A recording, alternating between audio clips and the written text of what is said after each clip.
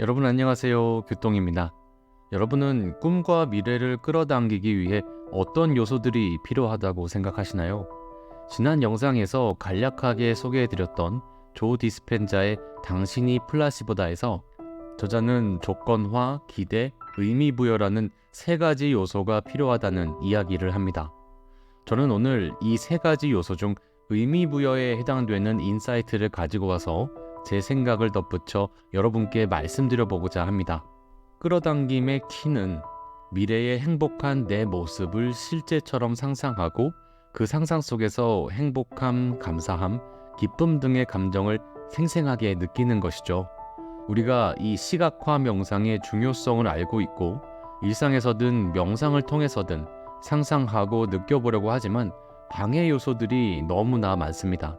이 방해 요소들은 우리가 상상하는 것뿐만 아니라 행복한 감정을 느끼는 것도 방해하죠. 그런데 이 방해 요소들이 즐비한 현실 속에서 행복한 감정을 느껴야 미래의 행복한 감정도 느낄 수 있습니다. 제가 가끔 챙겨보는 마인드풀 TV 채널에 이런 내용의 영상이 올라왔었어요. 여기 산을 오르는 두 사람이 있습니다. 목표는 정상에 오르는 것이죠. 두 사람 다요. 목표와 의지는 두 사람 모두 동일하게 가지고 있었습니다. 그런데 한 사람은 정상으로 향하는 길이 너무 고되기만 하다고 생각했죠. 산을 오르는 내내 몸은 힘들었고 몸이 힘드니까 정신적으로도 많은 스트레스에 시달렸어요. 하지만 목표에 대한 의지로 버티고 버텼고 결국 정상에 도달합니다. 기뻤어요. 목표를 달성했으니까요. 하지만 그게 다였습니다. 다른 한 사람도 산을 오르고 있습니다. 몸은 똑같이 힘들었지만 정상을 향해 오르는 여정 내내 즐겁고 행복했어요. 풀, 나무, 햇살, 공기, 새소리 등 즐거움과 행복함을 전해주는 요소들이 너무 많았던 거예요. 그렇게 오르는 내내 행복함을 느끼며 정상에 다다른 이 사람은 정상에서 이런 생각을 합니다. 아, 너무 행복하다. 산에 또 오르고 싶다. 이 두 사람 중 다시 산을 찾게 되고 다시 정상에 오르게 되는 사람은 과연 누굴까요? 네, 너무 당연하게도 두 번째 사람이 되겠죠. 두 사람 모두 정상을 목표로 하고 정상에 다다른 자신의 모습을 떠올렸을 때 기쁘고 행복했을 거예요.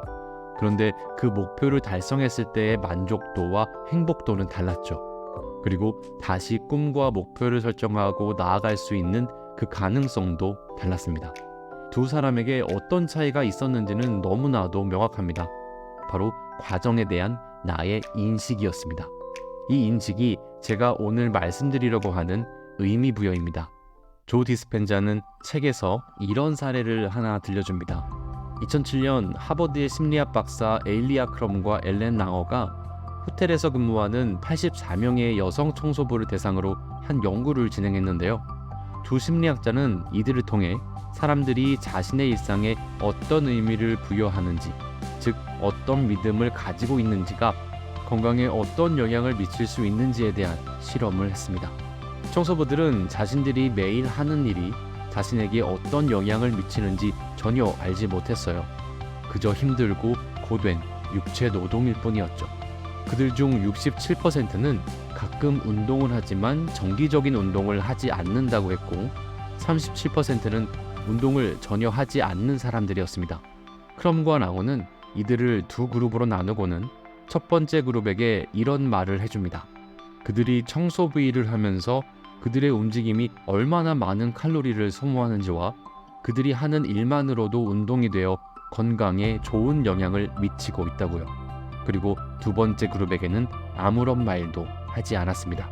한 달 후 첫 번째 그룹의 사람들은 체중이 평균 1kg 줄어들었고 체지방 비율이 낮아졌으며 혈압도 평균 10포인트 떨어졌습니다.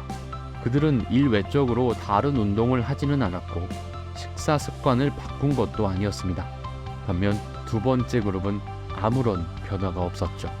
이 연구의 결과는 똑같은 내 일상, 일, 고된 현실을 어떻게 바라보고 어떤 의미를 부여하는지가 내 정신적인 측면뿐 아니라 신체적인 측면에까지 영향을 미친다는 것을 알게 해줬습니다. 퓨처 셀프의 저자 벤저민 하디도 비슷한 이야기를 했었죠. 너무나도 힘들고 어려웠던 끔찍했던 내 과거에 유익한 경험이라는 새로운 프레임을 씌워라.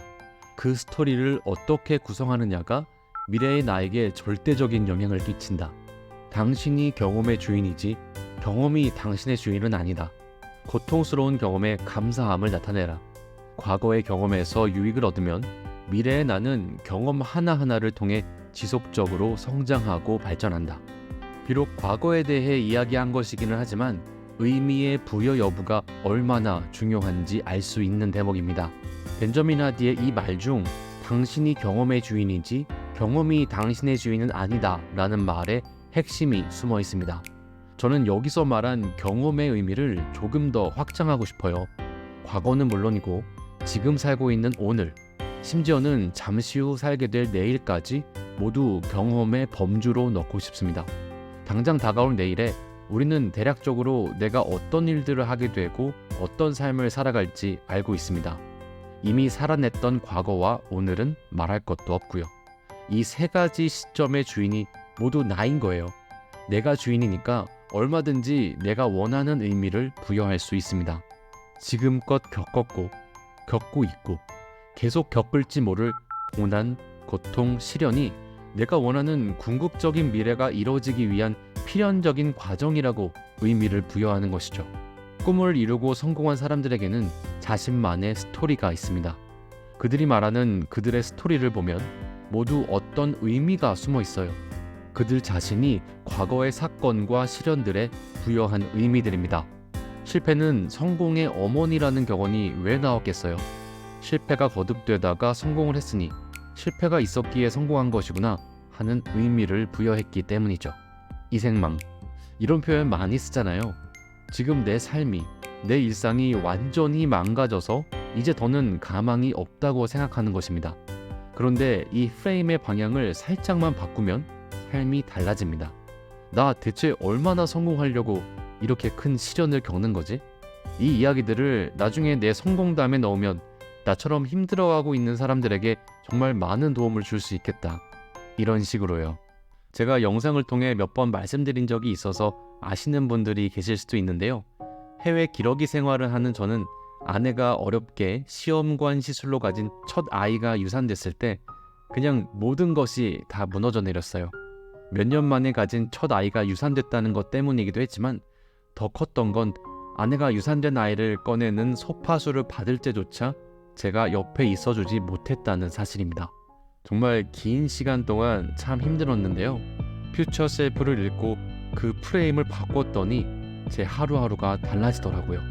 지금 나에게 찾아온 이 고통과 시련의 시간은 내가 성공하기 위해 내 시간을 마음껏 투자할 수 있게 주어진 것이라는 의미를 부여했습니다. 그리고 다시 한국에서 오붓하게 살 날을 꿈꾸며 해외 변방에서 혼자 하루하루 살아가는 이 시간들을 아주 의미 있게 사용할 수 있게 됐습니다. 그리고 가장 중요한 것은 현재에 감사할 수 있게 됐다는 것이죠. 힘들게 산을 오르지만 풀과 나무와 공기와 햇살 그리고 새소리를 들으며 행복감을 느끼면서 오르는 사람처럼 몸은 고되지만 이 여정이 나로 하여금 산 정상에 오르게 해줄 것이라는 걸 알기에 이 시간을 즐겁고 행복하게 느끼며 살아가려 노력하고 있습니다. 여러분들도 과거와 현재에 의미를 부여함으로써 원하는 미래를 꼭 끌어당기셨으면 좋겠습니다. 기억하세요.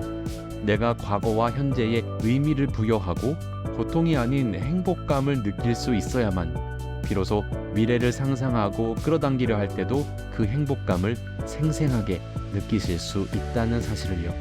올림픽에 출전한 선수들이 고된 훈련의 시간을 보낸 후 올림픽에 참가해 행복한 순간을 맞이하듯 우리도 할 수 있습니다.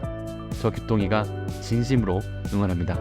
오늘도 시청해주셔서 감사합니다.